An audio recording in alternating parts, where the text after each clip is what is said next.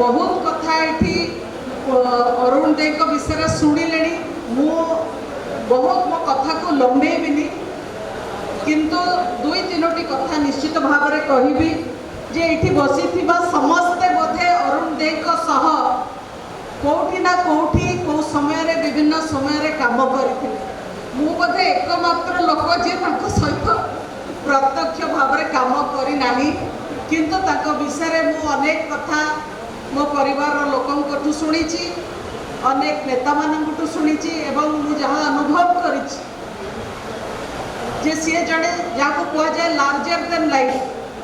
मनीषठू भी बड़ मनीष थिले एवं जड़े पूर्णांग मनीष थिले कंप्लीट होलिस्टिक पर्सन सबु क्षेत्र में तांकर प्रभाव थिला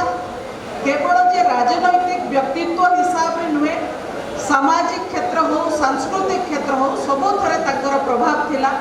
एवं बड़ कथा होची से निजे मध्य तांकर जीवन को बहुत संपूर्णतार सह बंचिबा को चेष्टा करथिले एवं बंचिथिले मध्य सेहि पई से एते लोकंकर एते काम करि पारले आज जो कथा हमें तांकर स्मृति चारण करूचे जे गरीब लोकंकर साथी थिले खटिखिया मळिमुंडिया साधारण लोक श्रमिक मानकर बंधु थिले जे कथा कहि पारुनी जहार स्वर नाही ताकू स्वर देथिले जहार मत नहीं ताकू मत भी देथिले एवं जहाँ को न्याय बढ़ुनी तापाई न्याय लगी लड़ई करुले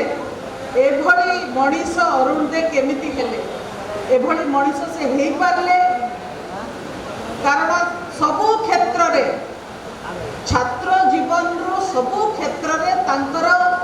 शिखिबा को जो आग्रह थिला अन्य मनर अन्य लोकर मनरे कौन होउछि तार कौन आशा आकांक्षा अछि ताको कौन लोड़ा अछि तार मु केमती साथी हो पारि एभली जो गोटे क्यूरियोसिटी तांको माइंड रे थिला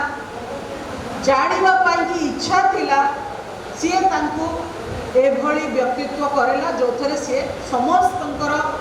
सहयोगी हो पारे समस्त को साहाय्य करि पारले समस्तंकर नेता हो पारले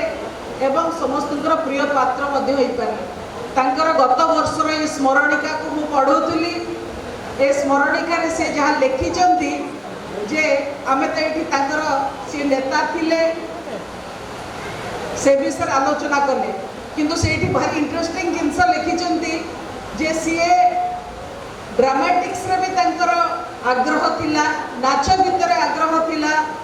गीत गाइबार विशेष भाव में आग्रह थिला से बहुत सुंदर कलाकार भी थिले पेंटिंग करिवारे तांकर आग्रह थिला भाषण दबारे तांकर इच्छा थिला एवं सेउडा करूथले मध्य हॉबी हिसाब रे बगीचा को भी बहुत सुंदर भाव में मेंटेन करूथले एवं घरे बहुत पोषा जंतु भी रखिथिले कुकुर भी पालन करूथले तो ये सबुर गोटे जिनस बाहर ये व्यक्ति जीवन को भल पाउथिबा व्यक्ति ये स्पष्ट भाव में परिलक्षित होची तांको व्यक्तित्व जो लोक जीवन को भल पाइब